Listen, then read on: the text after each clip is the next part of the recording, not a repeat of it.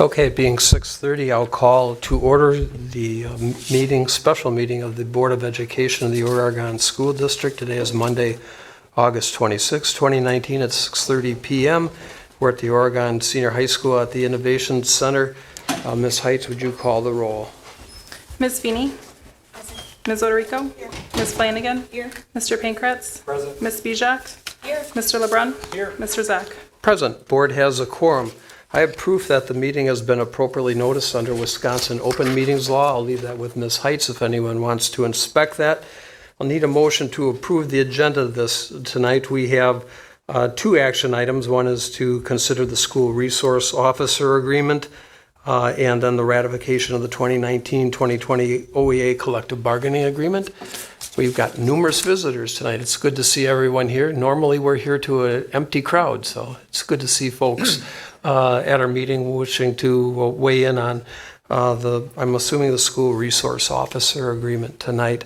With respect to our discussion on the resource officer agreement, that's going to be in a number of stages. We'll take public comment, and I'll talk about that in a minute and the protocol that the board uses for that. But for that agenda item, we are going to hear from our district in-house legal counsel, Gina Jonan, who's going to walk through the agreements that are before us tonight and explain them so that we have a better understanding of them. Krista Flanagan, who was our chair last year of the policy committee, will briefly walk us through that meeting that they had in the spring regarding the issues involved in our consideration tonight. I think Dr. Bussler will have a few words to say. Then I'll propose that we go around and one of the items is the gun vault and indicate, I think we'll have board members kind of comment on where they're at on that, and then we'll consider where to go from there with respect to the agreement and how to proceed with that. Does that sound okay with everybody? Okay.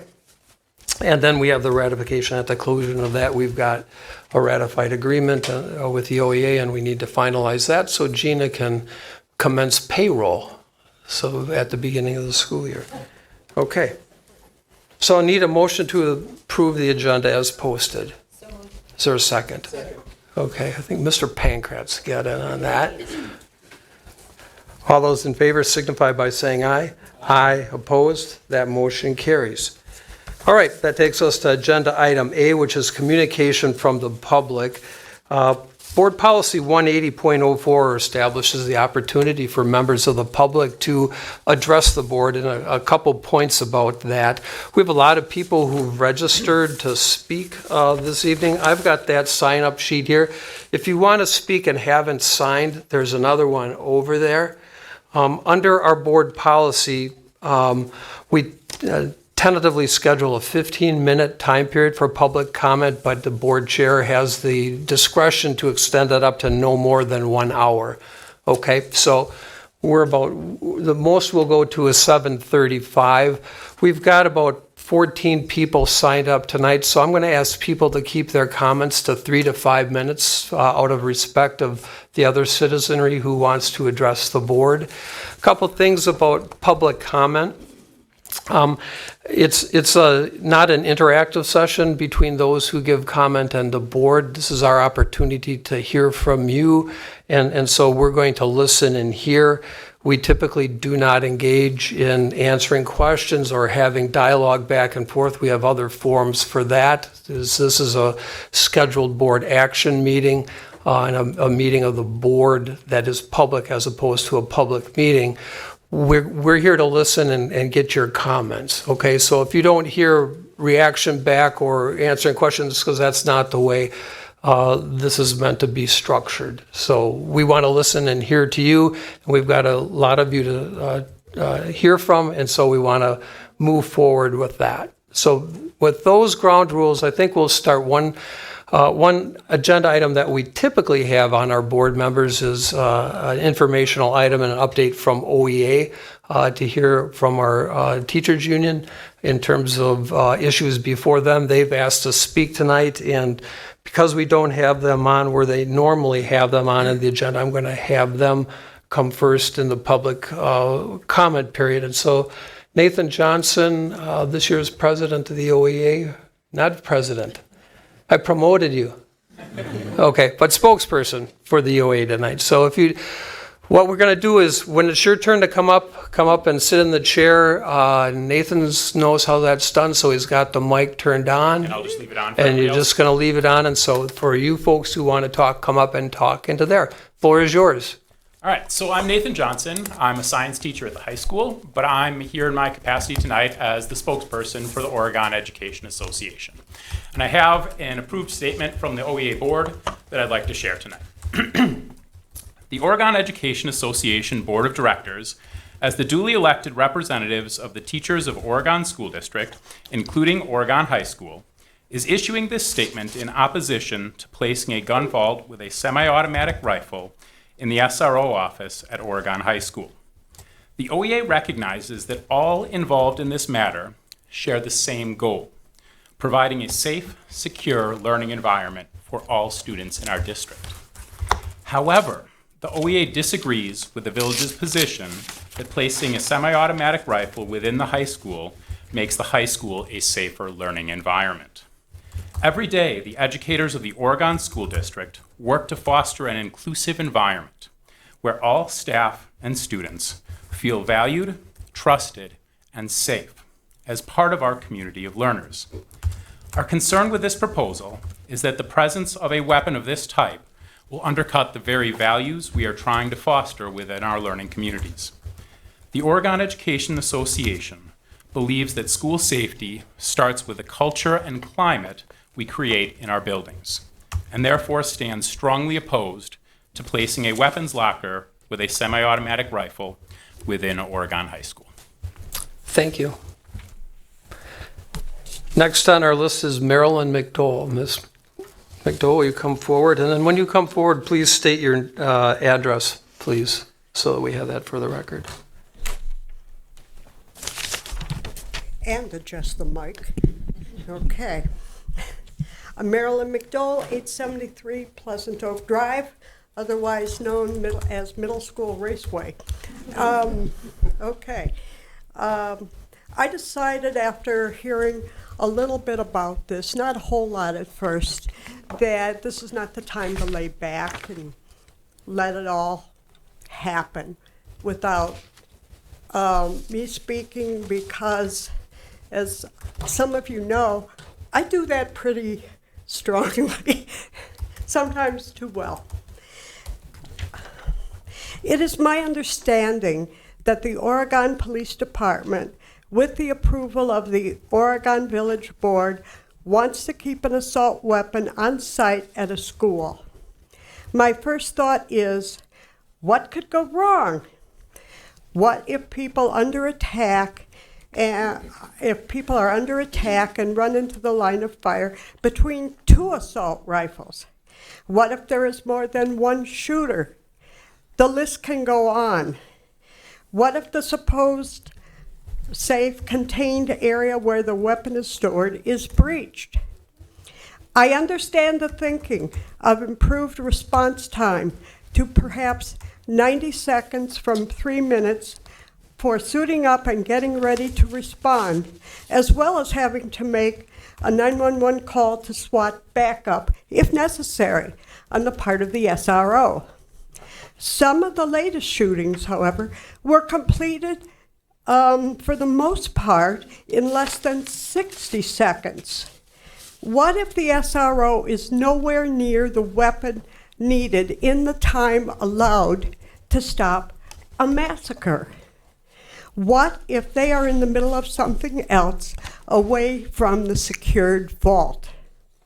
So, is storing a weapon of mass destruction on site the best way to counter another weapon of mass destruction?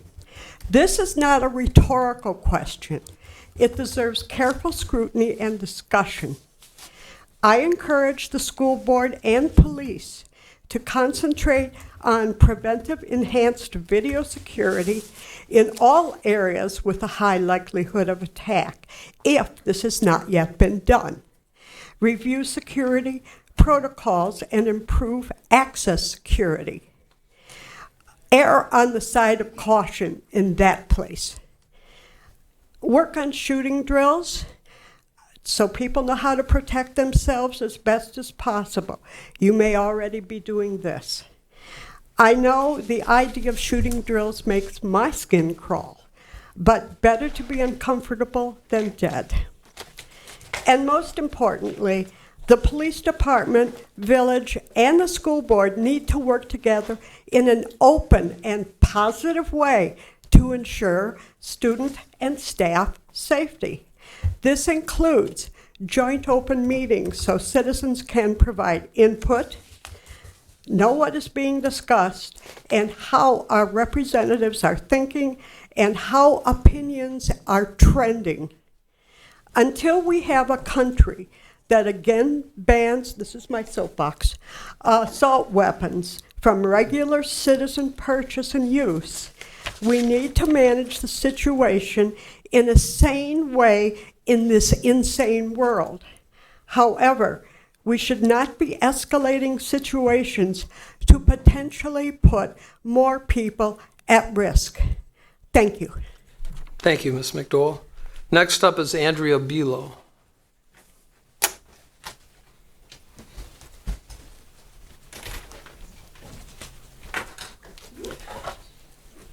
Thank you. Thank you.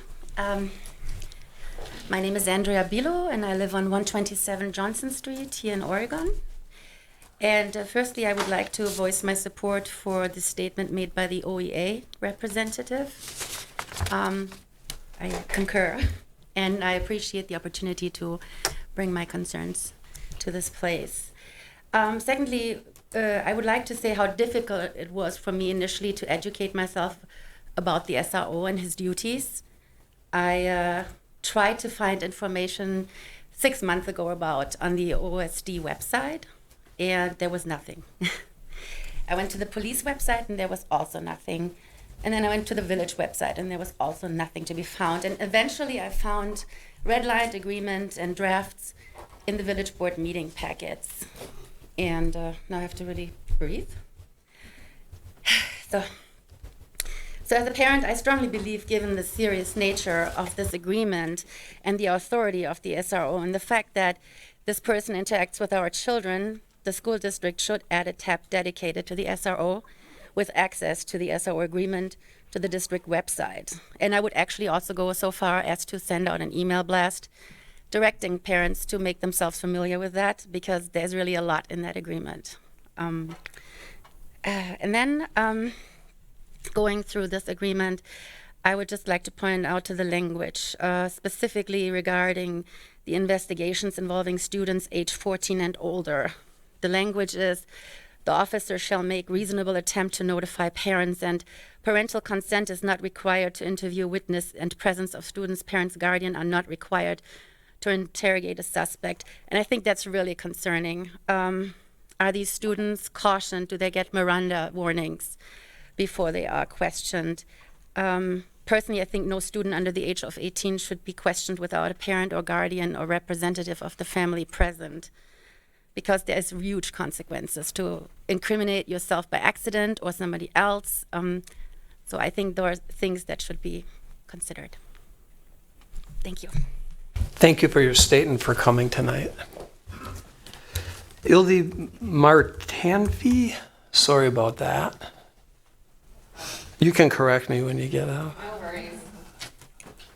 Hi, my name is Ildi Martanfi. I live at 562 Concord Drive here in Oregon, so you were pretty close on the name. I'm a family physician, and I also have children in the community. My children are going to 5th and 3rd grades. I also want to start by thanking you for all that you do for our kids. I know that you care, and I know that you take all of these discussions and decisions very, very seriously. As a physician, what I do day in and day out is based on evidence and guidelines. When I help counsel patients, it's based on what is the evidence to support acting or not acting, one action versus another action. One of my biggest concerns about the possibility of there being a semi-automatic weapon on school grounds is that there's lack of evidence that this would improve safety for our children, our teachers, or any other members of our community. As a physician, it seems, asinine that I would ever make a decision with a patient on completely lack of evidence, on fear. Let's CT scan your whole body because there could be a cancer cell in there. We just don't act like that. And it doesn't make sense to me from a risk and benefit standpoint to do that with our children's safety either. So there is no proven benefit that such a rifle on school property would help our children. And as others have already mentioned, there are many, many ways that this could go wrong, so to speak. You can do a quick Google search and find, for example, nationwide many instances of SROs in other parts of the country leaving their weapons unattended.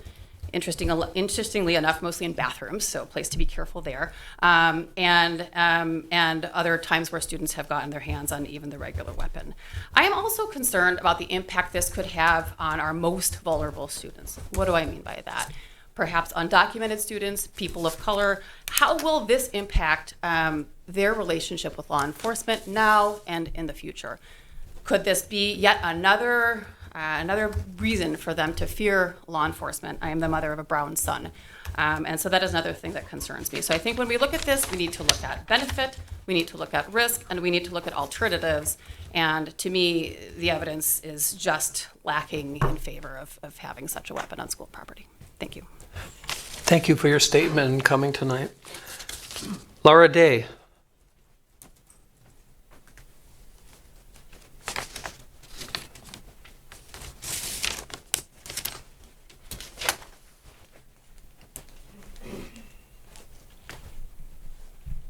Hello, I am Dr. Laura Day. I'm at 151 Robinson Road in Oregon, and I will say that my comments are going to be very similar to Dr. Ildy's.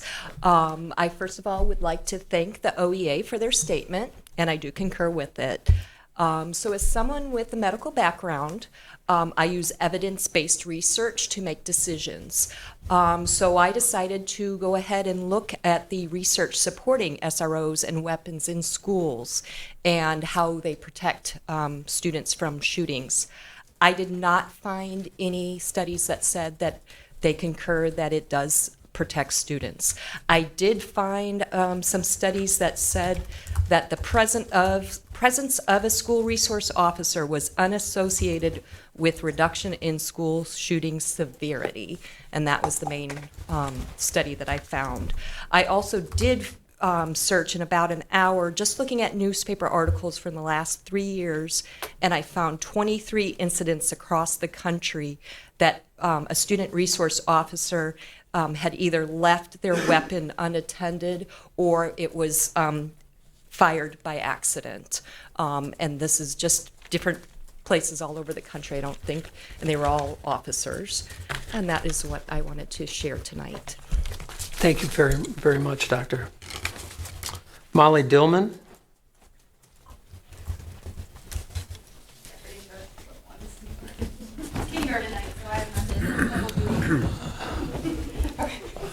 We have another kindergarten parent here at our board table, Gina's. So she gets it. Okay. My husband got the good end of the stick on this. Yeah. One, so. Okay. Thank you. I would like to begin my comments by thanking the Oregon School Board for providing us the opportunity to share our thoughts this evening about the School Resource Officer Program. I'm the parent of 2 children.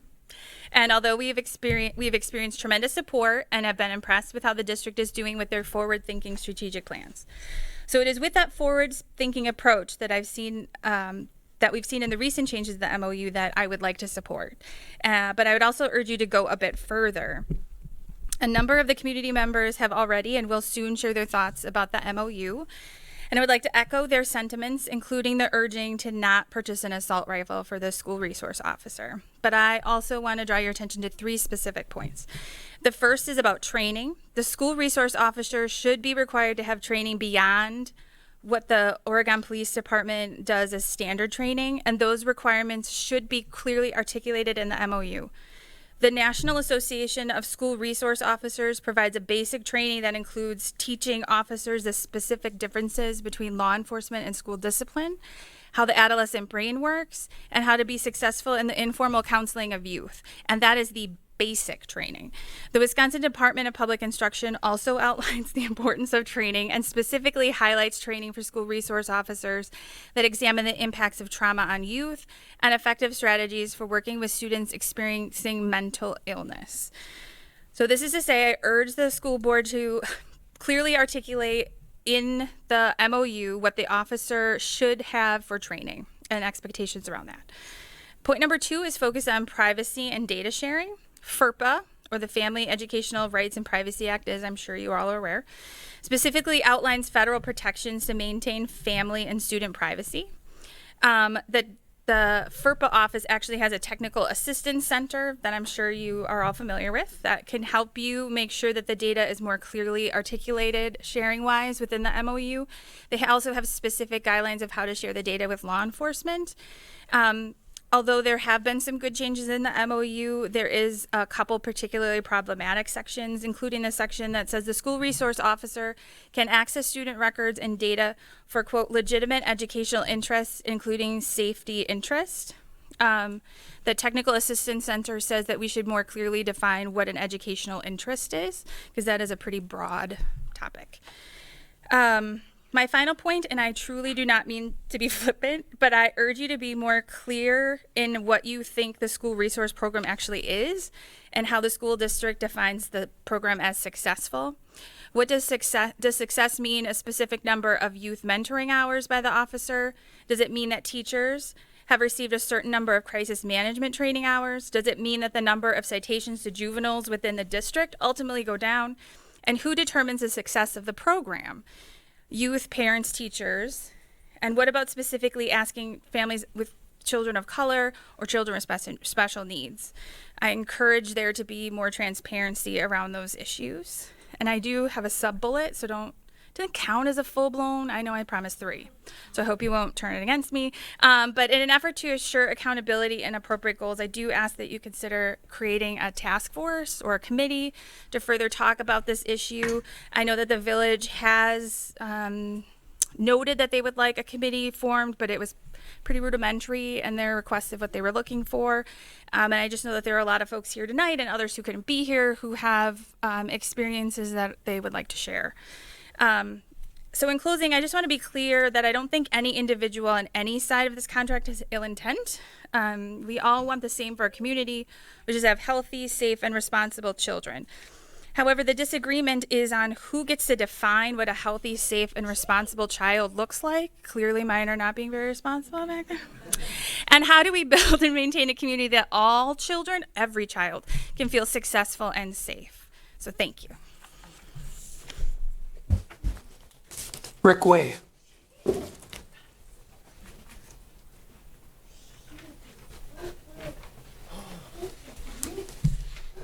Hi there. My name's Rick Way.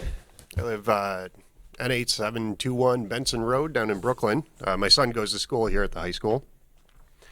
Almost 20 years ago now, I was discharged from the military. I was a U.S. Marine. While I was in, I went through multiple urban combat training systems, including aggressor and urban combat at Quantico, Virginia. And we use weapons very similar to the AR-15, almost identical, in fact. So I wanted to kind of hit on some of the points that the preceding doctor said. It's like, let's work on some facts here. The AR-15 has a maximum effective range of about 2,000 feet, which is about 2.5 times as long as the front hall in school. So the first question I have is, why would an officer need to shoot that far if they're working in the school? There's no place where they could shoot at the range that this weapon is designed to cover. The second thing is the AR-15 is designed to receive interchangeable magazines of 30 rounds, which is, from the military's point of view, a great asset. It makes it very easy to maintain suppressing fire, to engage multiple targets, to really work in a wartime situation. But the FBI's research on active shooter situations have shown that it's almost universally a single target, is one person who is assaulting. So having a large caliber or a large capacity magazine doesn't make any sense in this situation. Additionally, those rounds, even if they're going with the smaller variety of the AR-15, the 223, those rounds will easily clear drywall, 2x4s, lockers. They can quite easily shoot through a wall and still be lethal on the other side. A cinder block will stop one of those rounds if they're using the 223 version of the AR-15. As far as additional research from the FBI and some other organizations like Texas University's ALERT program, the vast majority of active shooter situations are resolved in less than 5 minutes. And of those, the vast majority are resolved in less than 2 minutes. The majority of the cases that the majority of active shooter situations end not due to interaction with other people. The shooter runs out of bullets. The shooter commits suicide. The shooter, for some reason, stops. That is the number one way to end an active shooting situation. The next most likely way for an active shooter situation to end is for an unarmed people around the shooter to stop them. It's not until you get down to significantly lower on the ways to end a shooter situation that you wind up with armed official responses being the ending of the incident. So the Texas University ALERT program went even further. The FBI had a great a great research program for 160 active shooting situations over 2 years. Texas focused in on 25 school shootings specifically and found that none of those were ended by an SRO, armed guard, or police officer. Of the entire history of the SRO programs, I'm only aware of one incident where an SRO officer ended in a standoff with a firearm. That was in Dixon, Illinois, where the shooter was a mentally disturbed student who had made some poor life choices. But even then, before the officer had responded, the individual had shot almost all of his ammunition and had not actually hit anyone. So it was just a weird situation, but there is one case I was able to find where it would have worked. But even then, the officer used his sidearm. It wasn't an AR-15. It wasn't a large caliber weapon. And I did want to comment on the issue of interviewing students without parental consent. About a year and a half ago, my son was engaged in a schoolyard fight, and he got his butt kicked. And so when we got called, the police were very adamant about us pressing charges. It was a schoolyard fight. This is something that, the other kids' parents and us should probably talk about. But the officers involved were very adamant about this, and my wife and I tried to figure out what was going on. And eventually it came to light that the other student was a black student. And the difference in behavior, the difference in experiences between that child and his family and my child and my family was absolutely alarming. That my son was sent off to hospital to get checked out. Their son was sent to juvenile hall. He was arrested, detained, and his parents didn't get him out of lockup until like 3 o'clock in the morning. So the differences in approach to how the Oregon Police Department has handled these incidents in the past gives me pause to offer them a situation where they can give children leading questions and get them to answer questions that would have much larger repercussions than what the child is aware of. So I would strongly advise that we limit the officers to only interviewing or interrogating children who have been taken into custody, in which case there are very strict state laws that cover what they can and cannot do, or that there is a parent or legal custodian there to ensure that the child does not get themselves into more trouble. So. Thank you very much for your comments. I have Dana and Gadis Kubernews. I don't know if you want to speak separately or, okay. It's yeah.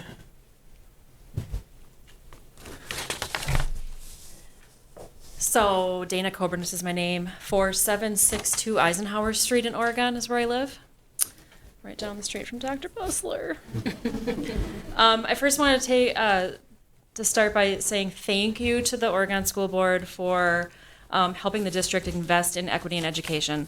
I know my kids are already feeling the profound impact of the culture shift, and I'm really here to support the school board in your efforts to keep this district moving in the right direction. First, I think it's important to point out that not every student feels the same level of safety when it comes to police officers. I encourage the board to continue requiring a chain of command, a plan of accountability, a culture of transparency, and documented reasons why the resource officer would request and get access to student records. I'm going to give you some statistics. There is a disparity nationally, statewide, and in the Oregon School District, according to reportable statistics, based on race in terms of discipline and suspension. According to the Wisconsin Information Systems for Education, during the 2017-18 school year in Oregon, 14.9% of students suspended were Black, 9.3% suspended were Latino, and 3.4% suspended were white. This is happening in a community where we only have a 5% Black population, a less than 2% Latino population, and an almost 92% white population. So increasing the reach of the resource officer has the potential to skew those numbers further for students of color. It would be best practice that any person who works in the schools, full or part-time, should be required to take the same equity training that teachers and other staff within the school are required to. This is currently not part of the contract for the resource officer. That's all I have. And then Gadiz, am I saying your name right? No. Okay. Well, my last name is Zach, but most people say Zach, so we have that in common. Go ahead. Hello, my name is Gadise, and thank you for listening. I also live on 4762 Eisenhower Street, and some of the things that concern me about the proposal for the resource officer are how he's going to be used. For example, how is he going to educate the students, and how will the students know their rights when it comes to talking to the resource officer, and who decides when to get the resource officer involved and why. And that's it. That's what I have to say. Thank you very much. Chris Modaff. Actually, I'll pass it this time because I Okay. need more time to write. Okay, I'll come back to you. That means Mindy Willard is up.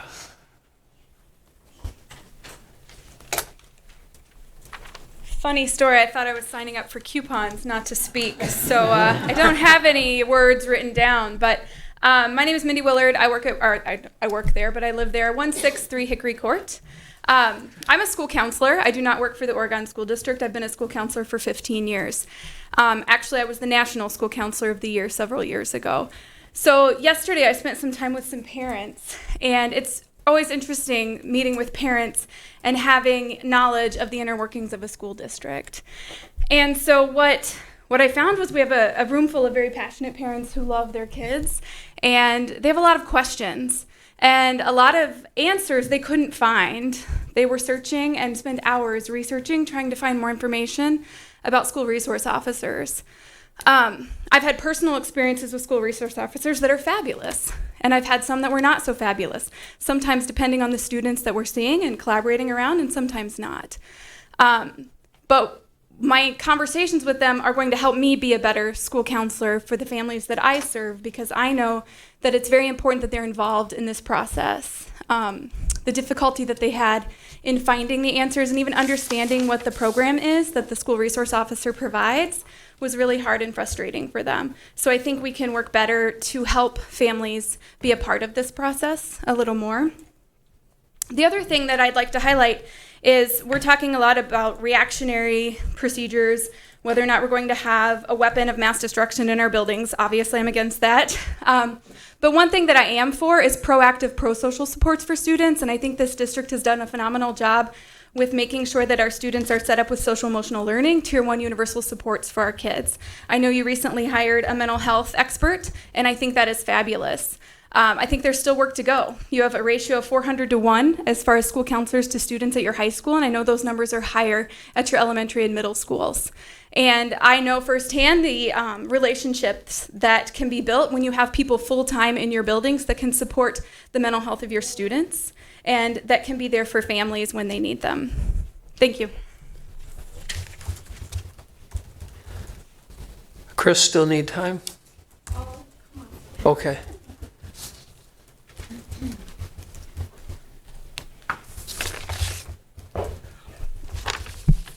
Hi, my name is Chris Modaff, and I live at 820 North Perry Parkway. And I wasn't intentionally gonna speak. I had just signed my name thinking it was a sign-in, but regardless, that's why I said I needed more time. So, but with that being said, there is something that I will just bring to the attention about the SRO and how they go about investigating. As I'm looking on the sheet here where it says the SRO or investigating officer shall make a reasonable effort to notify the students, parents, guardians. Parental consent is not required to interview a witness, and the presence of the students, parents, guardians is not required to interrogate a suspect. I would highly encourage that not be so. I mean, I believe strongly. I do have a child here at the high school, and I also work in the Department of Corrections, and so I have many, many stories of young kids being interrogated without an adult there. And I would just highly encourage that not be that it would be mandatory that in order for any student to be questioned, that a parent would be there. I think it's, it's questionable, the wording here that says a reasonable effort. What is your reasonable effort? Because I know that I would want to get that call, and if it takes me an hour to get there, then it's going to take me an hour to get there. So how is that defined? What a reasonable effort is. Also, my concern is, are students aware of this? Are they aware of their rights if they were pulled in to the office and there's a police officer there and they start questioning them? It would be my understanding, probably a lot of students are not aware of that. I have made it very, very clear to my own child to not say anything.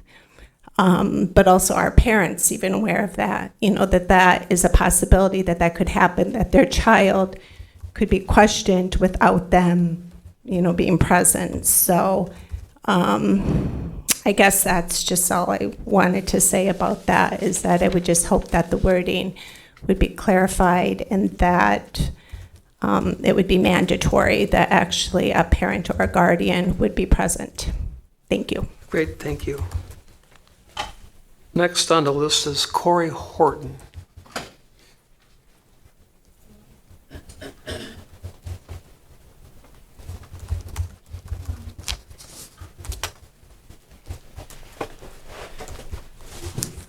Good evening.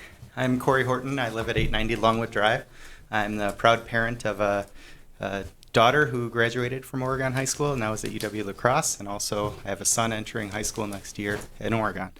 I'm also on the village board. So I'm here tonight mostly because I want to listen. I want to hear what people have to say, and I also want to kind of extend the invitation, and I think what we really need to do is to get together and talk and figure out what the best path forward is for our children.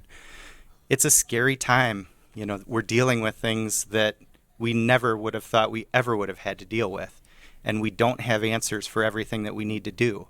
We just need to talk as much as we can and figure out what we think the best path is, and that takes communication. So I hope to have many of you attend our village board meetings. I hope to have many of the public attend the village board meetings, and I hope we can get this SRO agreement to a place where everybody is comfortable with it, because I know in our heart that the school board, the village board, the police department all has our citizens and our children's best interests at heart.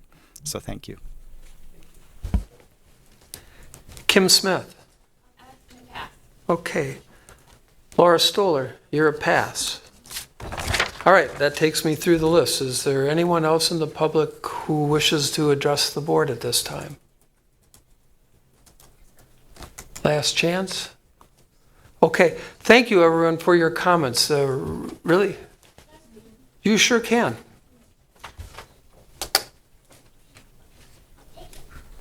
And give us your name and address. Hello, my name is Magdalene Edwards, and I live in 873 Peregrine Circle in Oregon, Wisconsin. So I'm a senior at Oregon High School, and I love this school, I really do, and I love for what we stand for. But I don't believe I don't believe that this is going to truly support us and help us. When we're talking about safety as students, we're talking about the community that we're raising them in. We're not talking about the punitive actions that come first. We're talking about our students that we're raising here. We're not talking about the negative actions. We're talking about keeping them safe. And the first step to doing that is creating a strong, unified culture. And the first step to doing that is having our resource officer meet with the students. They can't just be an outstander in our community. They can't sit in their office at our school and not speak to every student. It can't just be favoritism. We need to actually support and show that this officer is for everyone, because they're not just there to be going through punitive actions and keep having consequences, because then that creates a negative environment for our students. So instead, I hope that you promote positive interactions for our students to create a healthy and happy environment. Thank you for your comments. Anybody else? Okay. Thank you, everyone, for your comments. We're a better board and we make better decisions when we hear from the public. So know that we always have public comment. For our meetings, we meet the second and fourth Mondays of the month, and you can find that on our district website. So we'd love to hear from you. That takes us to our discussion action items. B is the school resource officer agreement, consideration of that. And as I had outlined at the beginning of our meeting, what I'd like to do first is have our in-house legal counsel, Gina Jonan, kind of walk through school resource agreements, how it developed from where it was, and what's on the table before us. So Gina, the floor is yours. Thank you. If you look at the most recent SRO agreement that we had in place, I will try to fix that. The genesis of that really started a few years ago. We had a committee that was comprised of school officials, myself, Mr. Weiland, who is the chief of safety at the district, and also our business manager, as well as Chief Ewell and other law enforcement officers.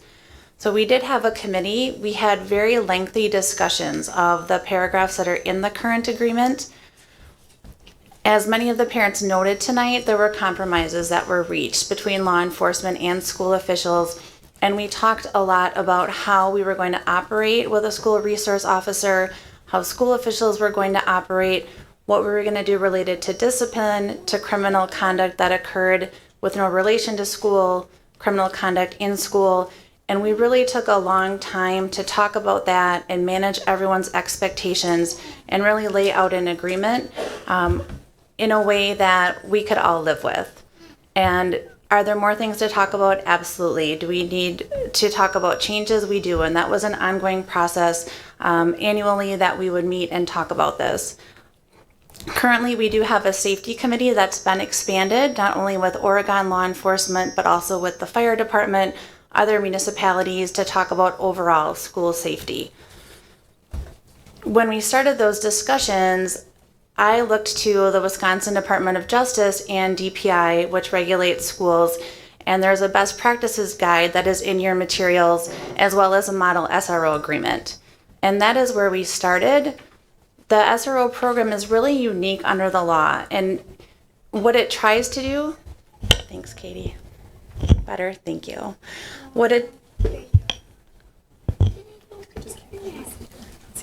Okay.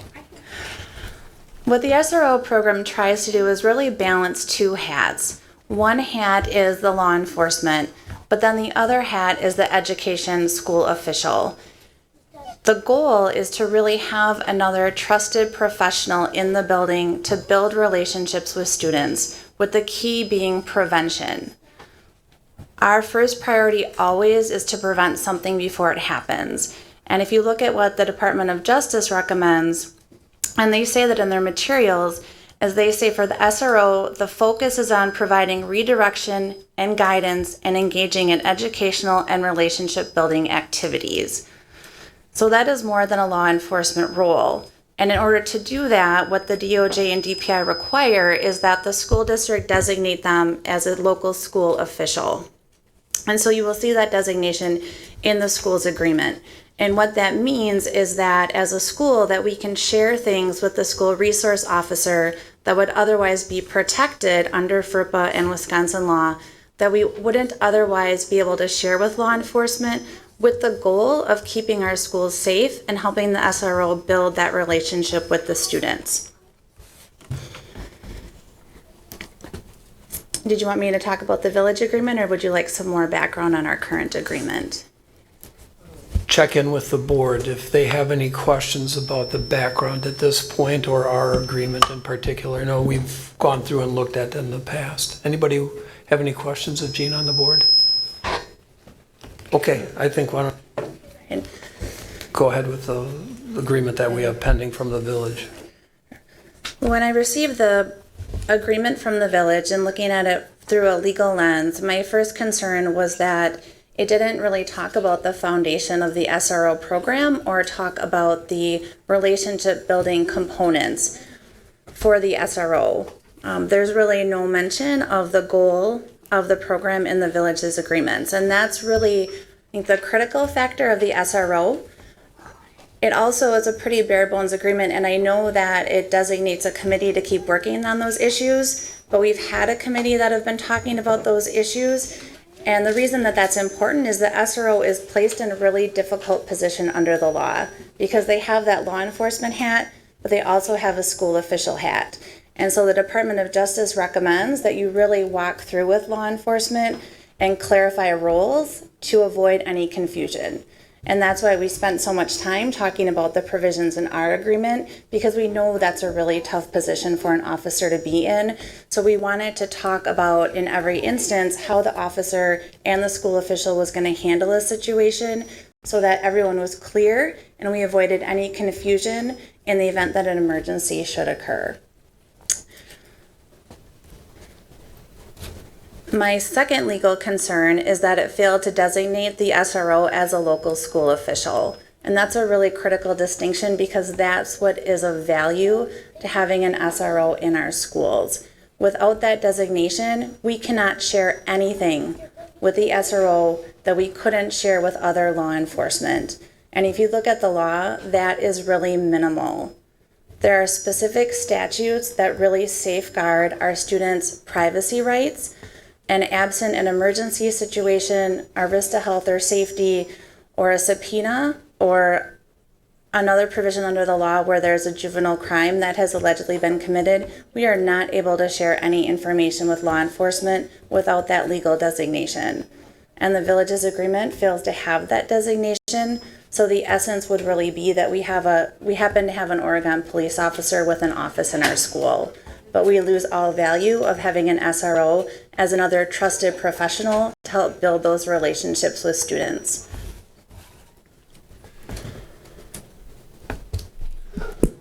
Okay. And then my final concern was that there was no additional provision for training. And you'll see that in our agreement, that one thing that we've have asked is that the SRO undergo nonviolent crisis intervention training, as many of our staff members do, along with additional training specifically targeted for school resource officers. I mean, we value very much the law enforcement training that our SRO brings to our district, but we also, again, want to make sure that we are helping the SRO develop as an educational staff member.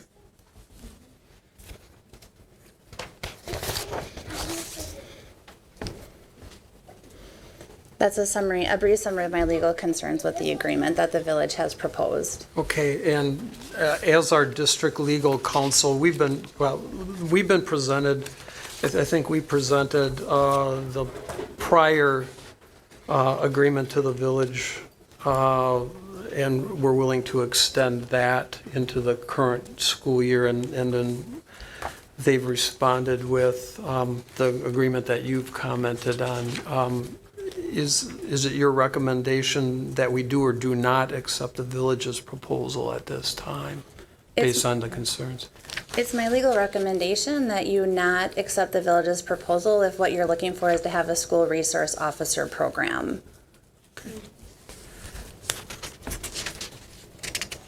And we've got an agreement that had been in place. Is the administration willing to sit down with the village and walk through and listen to the concerns and work with the village with respect to those concerns and with the information that we received tonight from the members of the public? Absolutely. That has been built into our process, that we try to discuss it at least on an annual basis, if not more frequently. And we have the safety committee meetings that meet monthly, and we're always looking to improve our program and do what is best for the safety and security of our students and our staff. Okay. Our intent was always to keep talking, and as concerns happen, to address those concerns and continue to review and revise the agreement. Great. Okay. Thank you. Dr. Bustler, do you have anything to add at this point? I will try not to highlight points that Gina has already made. First, I appreciate hearing from parents and community members about all school issues, and especially issues such as this, because it's an important issue for us. I know you already know this. We have seen significant change in our global world over the last several years, and certainly change in school safety. When I started in schools a few years ago, we really didn't think about school safety. School safety and school shootings was not an issue. All of our doors were open at every elementary school, at every middle school, and at every high school. Then, several years ago, that all changed, and it sort of changed all in a couple of events. And we've become very, very safety conscious. As Gina mentioned, we have a team that works on a school safety. I like the parent that shared the information that perhaps we need to have more conversations with parents about school safety and listen to parent voice. I apologize that you've had such a difficult time finding our SRO agreement. We have a lot on our website, but we don't have everything on our website. We can fix that in the future. We have worked collaboratively, and I think parents, you already know this, but it's important to underscore. We have worked with collaboratively with our 3 municipalities. Sometimes it's easy to forget that. We have the Village of Brooklyn. We also have the Village of Oregon, where 5 of our 6 schools are located. And next year at this time, we will be knocking on the door of a brand new school in the city of Fitchburg. And we've worked with all 3 of our municipalities on school safety related issues. It's fair for you to know what I'm thinking on this, so I'm going to be super clear. The issue of an assault rifle and a gun vault came up about 10 years ago. And at that point in time, we did not support that. I did not support that as a school superintendent. I will say we have a similar goal of school safety. In fact, if you lived in the community in 2014, when we had a fall referendum, you know that we had one of our key points was school safety and security. At that point, just a few years ago, our schools were behind in terms of physical structure and infrastructure in order to provide the very safest school possible. We brought that to the community. It was about 10 to 15% of our entire $55 million project, and all of those safety and security issues have been addressed and are installed. And we now have what we believe the safest school district that we can be. I also know we have competing approaches sometimes to make the school district the safe it can be, as safe as it can be. I've talked to Village Administrator Grace, and I was consistent, and he's been consistent. We're going to continue to work on this. We are happy to work with the Village of Oregon on it. We're happy to work with the Village of Brooklyn and the City of Fitchburg. I do think it's critically important for us to get more parent involvement. In our conference room, right around the corner, we're working on a boundary task force. We have about 15 parents that are working and providing us with feedback on that important change of what will our school district boundaries look like when we move to 4 elementary schools. I would say we welcome that. President Zock, our school administrative team will continue to work on this with our municipalities. And my personal goal is that we have a school resource officer in place next Tuesday on September 3rd. If that's not the case, we will have some alternate plans. So we have an individual that will have a safety presence at our high school. And I wish we had a safety presence at all of our schools. I don't think we need it at all of our schools, but I know some parents feel more comfortable when we have a safety presence at all our schools. I'm happy to ask any questions that board members have regarding that part of our school history. Any questions for Dr. Bustler from the board at this point? Okay, hearing none, then I think we'll turn over to Krista, because Krista was the chair of the policy committee, and they had a conversation amongst themselves and with the Oregon Police Department about the proposal to have a gun vault in the high school, and so I want her to update the board on that conversation.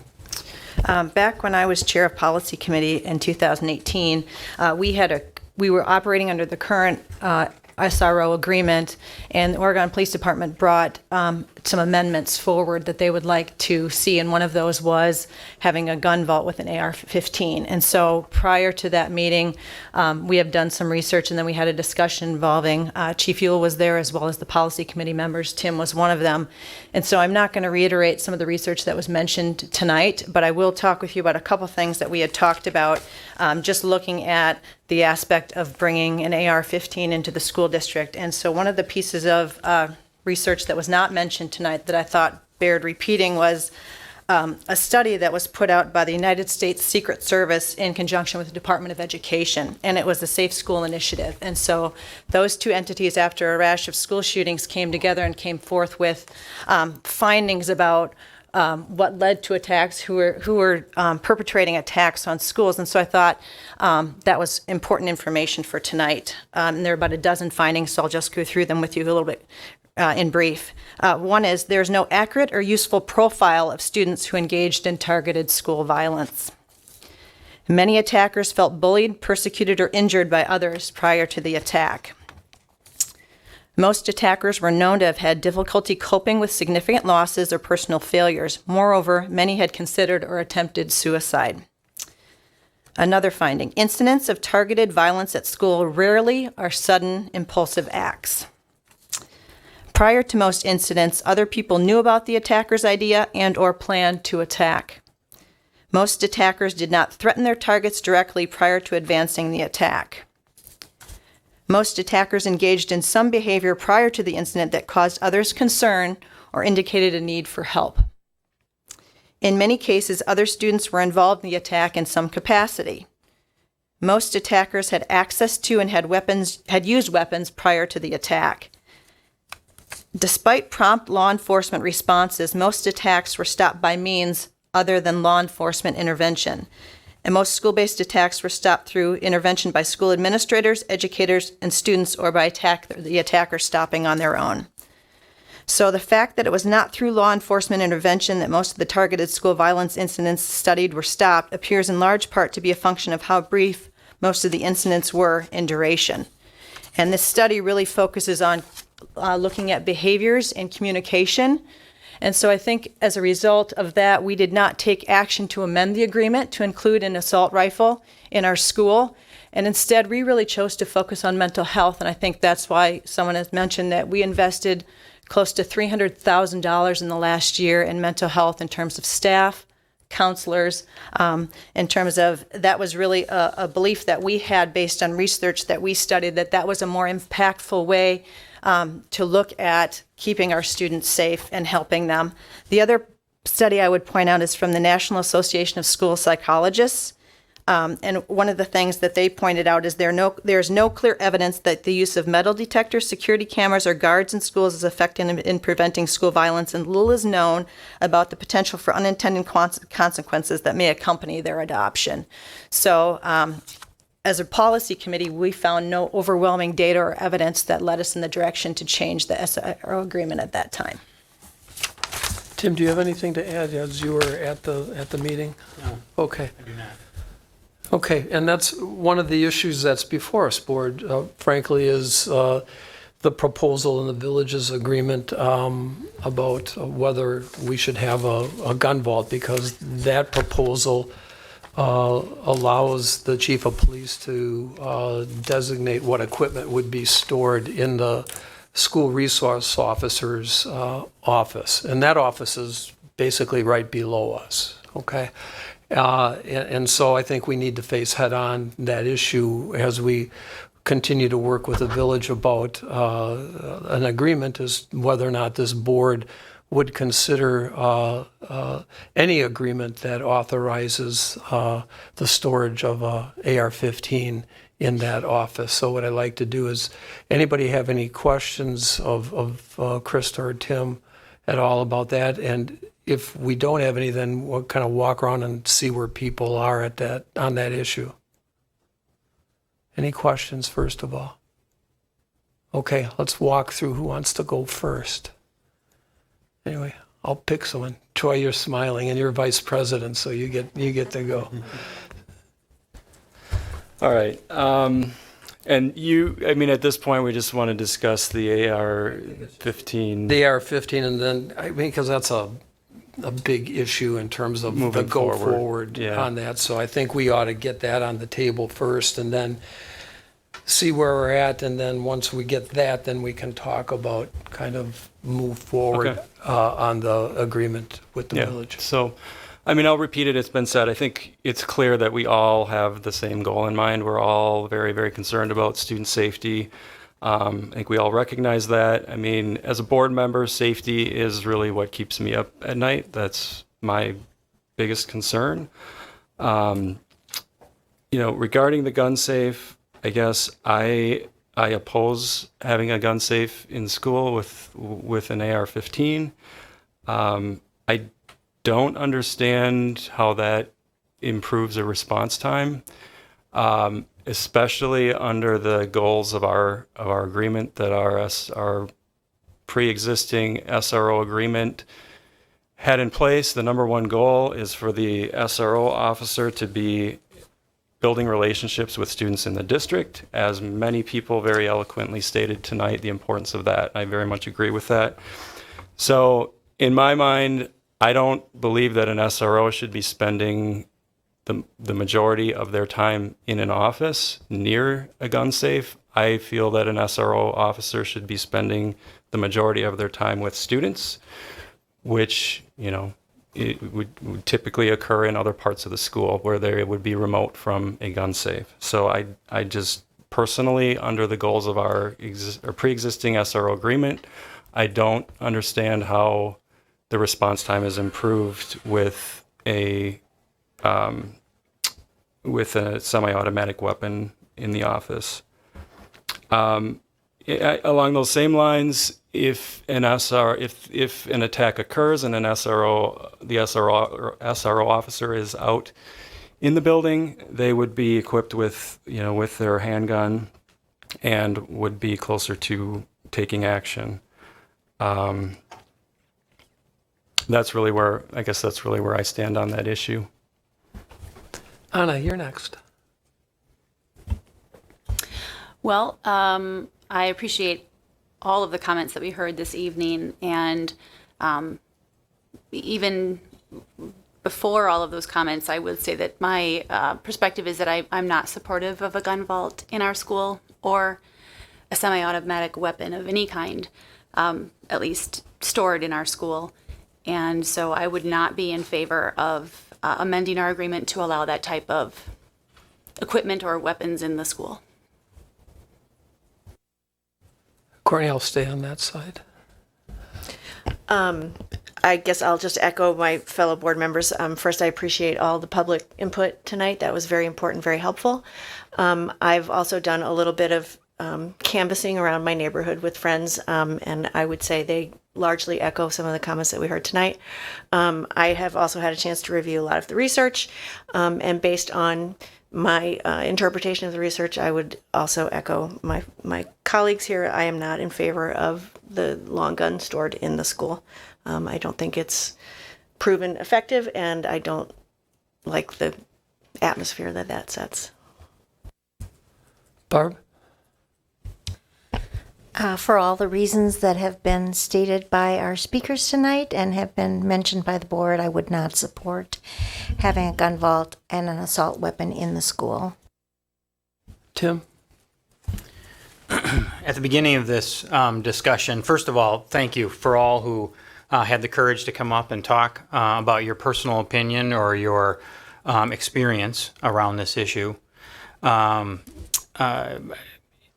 When this issue first came up, my immediate response was, is this an anti-gun perspective? Period. That was my first reaction to this. And I am not an anti-gun person. And so I went out, frankly, to find evidence to show that maybe this was an effective way to respond to an active shooter in one of our schools. And we have 4 children who went through the Oregon School District, so student safety is important to me, personally, very important to me.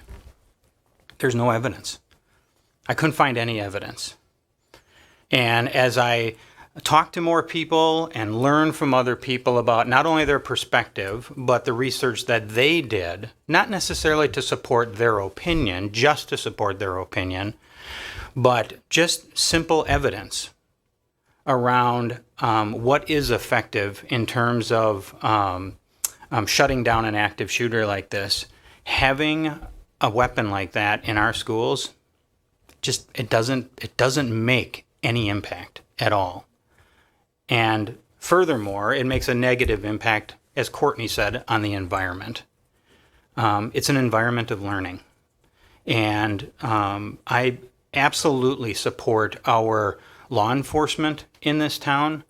I do.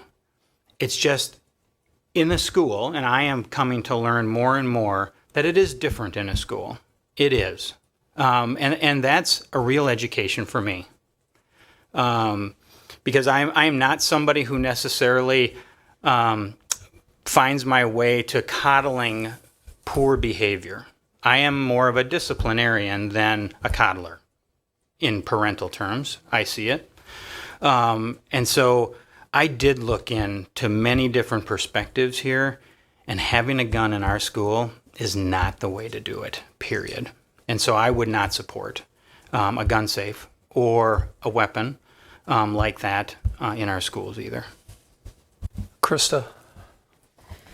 I do want to echo what Tim said in terms of thanking everyone for being here tonight and sharing your expertise and your opinions. I wrote a lot of notes in terms of things that not only in this issue, but that we can use to make our SRO agreement more effective and better. So I really appreciate all that feedback.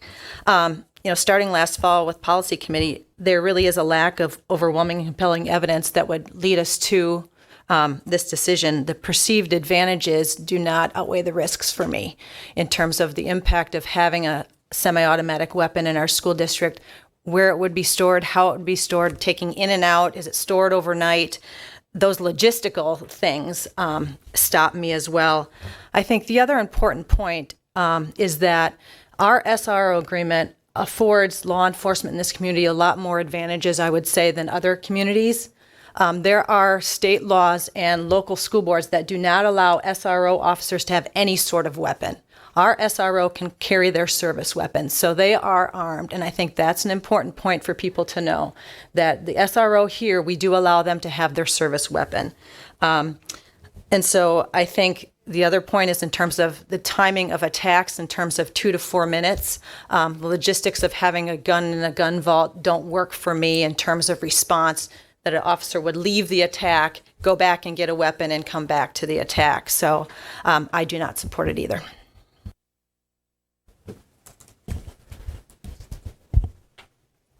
I've been around long enough to have been on the board when we commissioned our first SRO officer as a district, when we made the decision that we wanted to have a school resource officer. And is it Magdalene? Magdalene? Your vision that you articulated in your comments to the board were identical to what we discussed way back when we hired Officer Peeler to be our school resource officer. And the vision at that time was to have another presence here to build relationships with our students who happen to be a law enforcement officer, but the focus being relationship building and preventative. And so we went along for a long time with that as the guiding principle. Now, the world has changed since then, and I'm not blind to that, and knowing that that causes us at points in time to reflect where that balance is between needing that relationship building and at some point in time law enforcement presence. Okay, and so that for me serves as the background to my decision making on this. But the first principle was no guns in school. I mean, that's no guns in school for students or stored here. And we did compromise in our agreement when we wrote it to allow the school resource officer to carry their duty weapon in here. But for me, no guns in school. And that there'd have to be a pretty significant, compelling reason for me to go past that principle. What I heard a lot when I was canvassing people and talking with folks is that culture is important, and having a gun vault in the school impacts that culture. Okay, it has an effect, and we've heard that tonight. Okay, we heard it from our teachers, unsolicited, that they do not want this in their building as part of their culture in which they teach. And to me, that sends a really strong message. Okay, tonight the universal voice was opposed to that, and that was consistent with what I heard from around the community.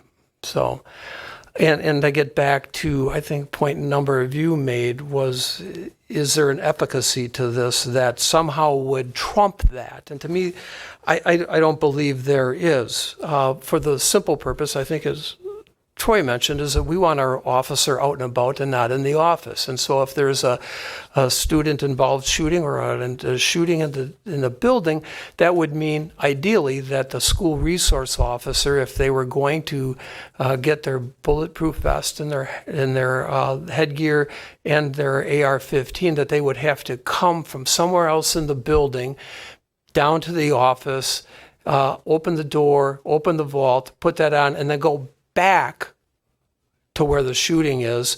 And relevant to me is that, as I understand it, the school resource officer has an AR-15 in their cars, and the car's parked right outside here. So it's the distance is from about where I am to outside that wall. And so that leads me to question, if we're going to come from somewhere in the school and leave an area and not go to the shooting, how big a deal is it to go from here to there and then back? So to me, all that doesn't factor into a balancing that tips housing an AR-15 in the officer's office as opposed to not allowing that gun in the school. So I'm opposed as well for those reasons. That takes us, having resolved that issue, now we have to talk about a go forward. Our legal counsel has recommended not signing the village's agreement, but indicating a willingness to continue working on a basis to reach an agreement on the specific terms there. And Dr. Bustler has advised us that we will have a security presence in our school starting next week, whether we have an agreement or not. It would be my preference that this board instructs our administrative team to continue working at all due speed with the village to come to discuss an agreement and come to terms with the agreement if one can be reached, okay? I'd like to know how other board members feel at this point in time. Anybody? Jump in time. I'll jump in here. I would like us to continue to work on getting an agreement between the village and the school board. One thing I want to just mention is that the agreement is important, but the person is also important. We want a person who likes to work with kids, respects kids, and can relate to kids. So that's part of the puzzle. Anyone else? I mean, as part of that process, I'd like to have a couple board members involved to be along, and so that we've got some feedback in, if that's okay with folks. And we'd instruct our administrative team to go back to the village and say, we want to actively work on this as soon as possible, and we'll have a couple board members involved in it. That's one issue. The other thing that I've heard tonight is that there's a real significant public interest in having a further conversation about issues related to that. And while we're working on some of the legal stuff, I want to be talking with Dr. Bustler about a forum in which we can continue this conversation in a better manner than our open comment period at a board meeting where we've got some time restrictions and that. I'd like to be able to facilitate that process and listen on those issues too. So for those of you who had that thought, I mean, we're not discounting that. It's just we're kind of on tracks at this point in time. So that's kind of my thinking on that. Krista, what's your thoughts on go forward? I am in favor of both of those things. I think we do need to have a public conversation. I've heard some really informed opinions tonight that I think are very, very valuable. I do think we need to work on an agreement, and the best agreement would be with the Village of Oregon. And I do think that we need to look at setting some time frame on that in terms of when that would come back before the board for approval. Turn it off. Anybody else want to jump in at all? I'm thinking, go ahead, Tim. As Corey mentioned, Corey Horton mentioned, Corey's on the village board. And I think there's a real element of, someone once said, seek first to understand before you can be understood. And I really want to understand what the village sees, because Corey, you're on the village board and you're a parent of a student. And so I think having that discussion, that dialogue, as opposed to operating, and I'm not saying we've always operated in our own silos, but most recently we have in the committee in 2018, it was more of a dialogue, but we've moved beyond that. And as we've moved beyond that, we've siloed ourselves. And I think more of a dialogue as opposed to, lobbing these independent agreements back and forth. A discussion working on a single agreement, I think, can be very productive. And I hope that you see it the same way, because there are some things that we absolutely need. We want to simplify this as much as possible, but there are some things that are really important from a DPI perspective and from our own school board perspective that we need to weave into that agreement. So I look forward to that. Tim, would you be willing to work with us? Okay, so I was thinking you and Krista could get together with Gina and Brian, and we would reach out to the village. Corey, having heard your comments, I know you're open to that, and we'd be willing to do that with all due speed to work through that. Thanks for coming on behalf of the village board tonight, too. Board members, is that a good process? I would like to have something done, within 3 or 4 weeks at the outside, knowing we've got to start up a school a little bit. But I think we owe it to everyone to move on that as fast as possible. Okay with that, Courtney? I don't think we need to take a formal vote because we don't have anything before us, but I think we're giving direction to our administrative team as to how we would like to proceed. I mean, the first direction is that, it's the board's unanimous interest that we don't house a gun vault here. The second one is we'd want to get together with the village board with our two members and you guys to continue the conversation on the agreement. And the third one is Dr. Bustler and I will work on discussion of having a different type of session where we can bring you community members who have great ideas for us and have a broader discussion on school climate and safety and security. And we've got all your contact information. Steve, if I could just add to that last item, I think also in increasing the transparency moving forward of the SRO and what outcomes we're looking for and how we're going to evaluate that. So yeah, that was one of the points that I jotted a note down is how do we measure that success and what are the goals of it. So good. Are we okay? Courtney? What does that mean in the short term in terms of school starting on Tuesday and SRO in the building? Brian, you want to address that? Certainly. We've been doing some research and a little scrambling to make sure that we have a physical presence when school starts on Tuesday, September 3rd. Gina and I have been working on it for about a week and a half now. We have a few different ideas. I would like to reach out to Mike Grace tomorrow morning, because one of the things that we've talked about is the importance of having an SRO officer.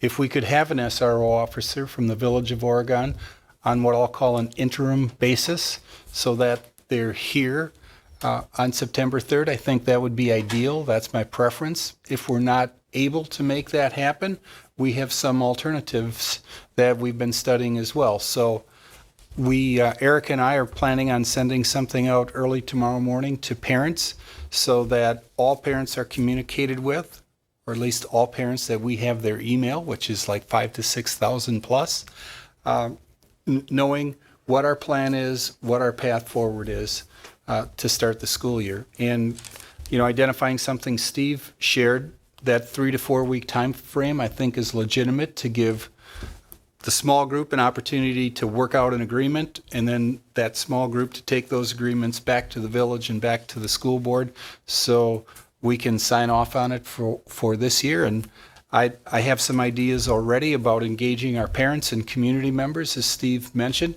This is an important item for our community and for our parents. We want to have transparency. We want you to know what's going on in school. We know the best school districts are school districts that are supported by parents and community, and parents and community that know what's going on in the school district.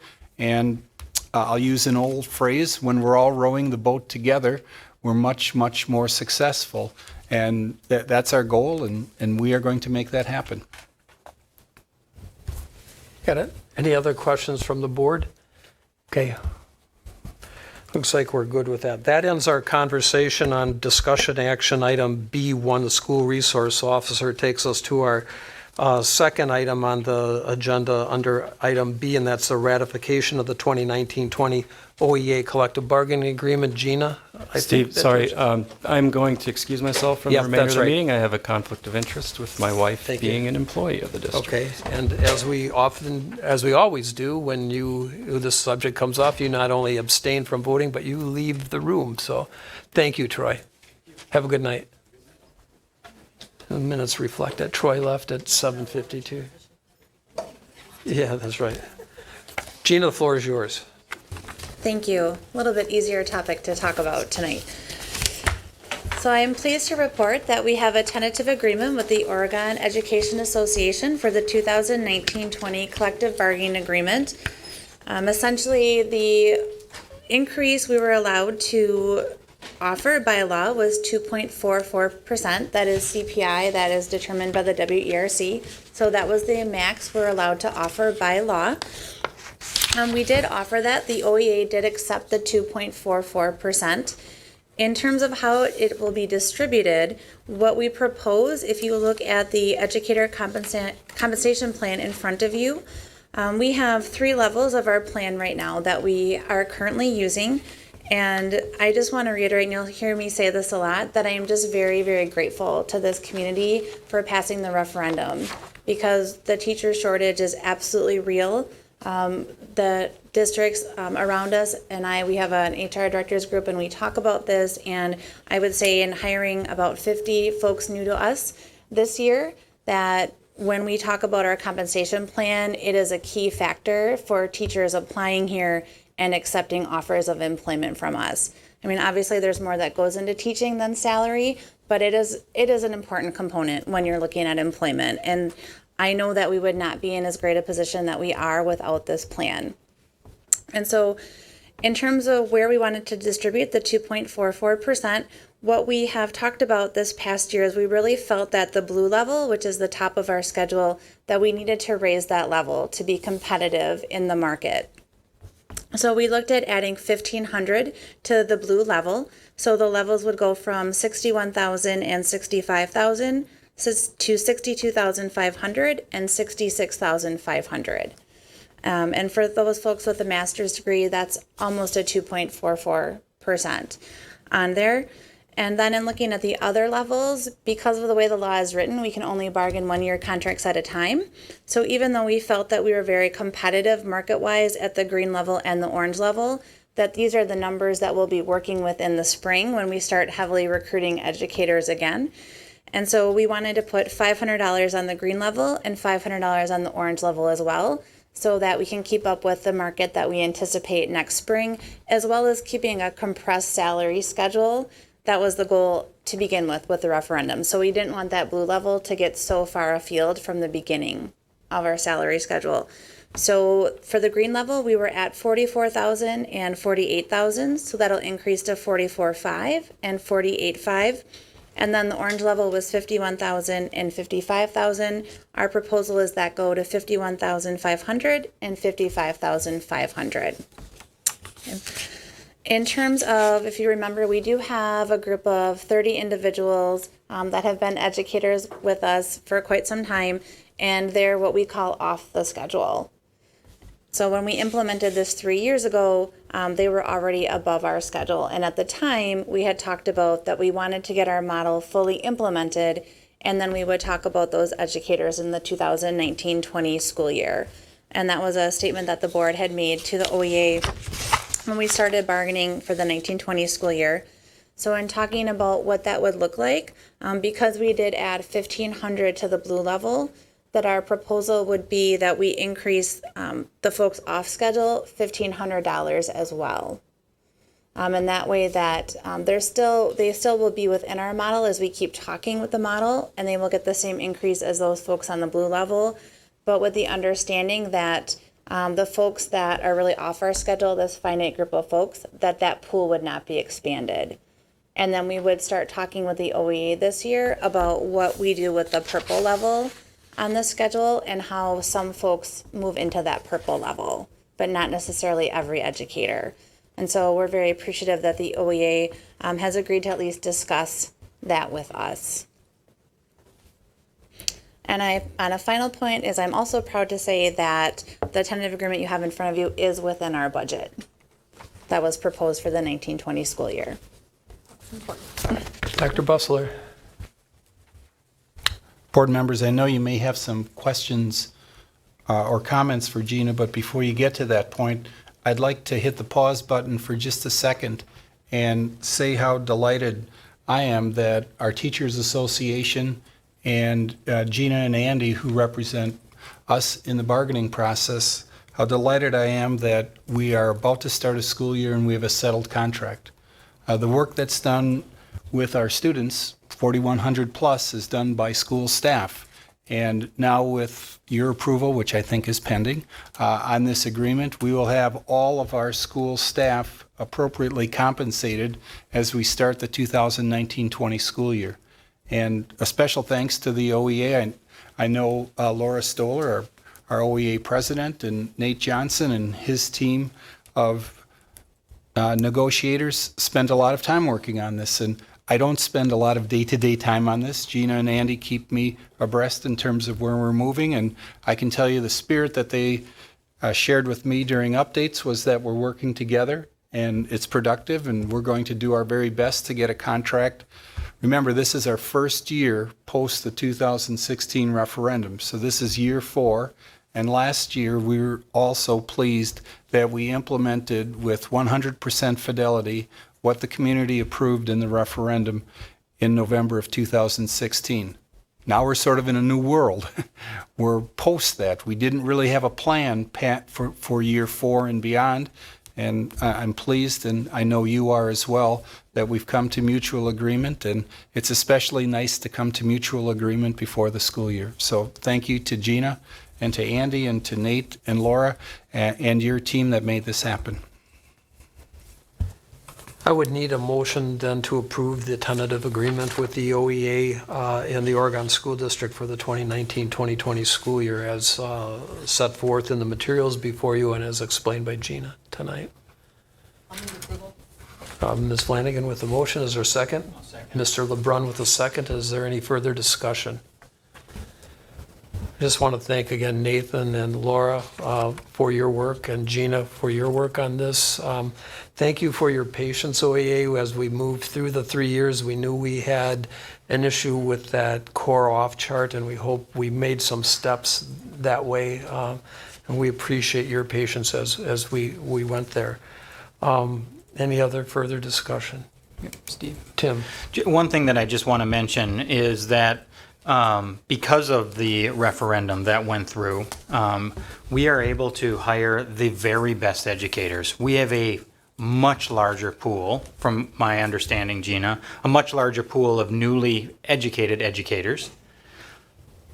But it's a relatively small number because we have gotten the best of experienced educators as well to move to our district, along with keeping our very best educators. And so I appreciate that. I hear that from I have many in my family who are educators all the way up to Sturgeon Bay and up to Hudson and over to Green Bay.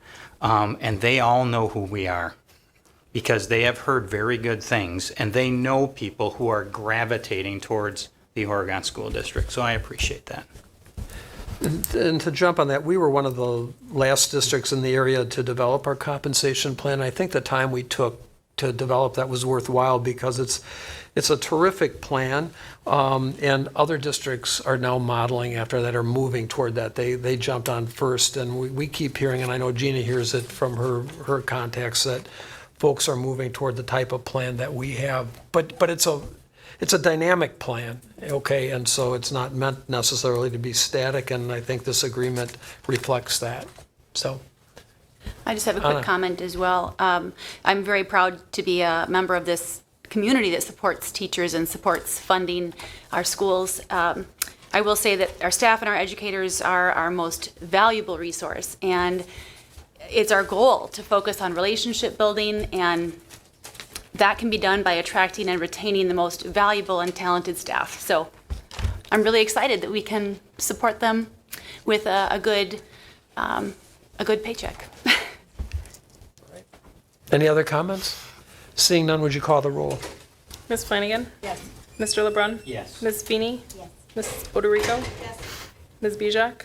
Yes. Mr. Zak? Yes. Motion carries, and the board has ratified the collective bargaining agreement, and I think we're on our way, right? From HR to payroll. Well, I believe the OEA is voting Wednesday. Wednesday? Okay. All right, that takes us to the end of our agenda, so I'll entertain one more motion. Motion to adjourn. Is there a second? All in favor, signify by saying aye. Aye. Opposed? We are adjourned at 8:02. Thanks, everyone. Thanks for all the members of the public who came and participated and watched this evening.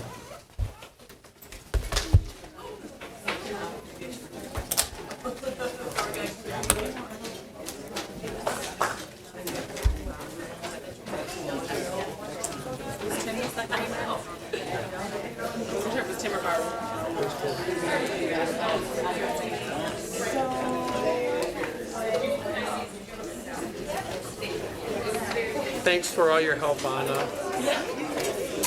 Corey, I don't know if we've ever met.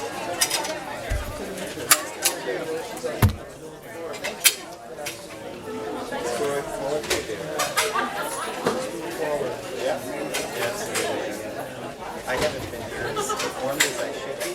Donna called me and told me some of your concerns. We haven't had any.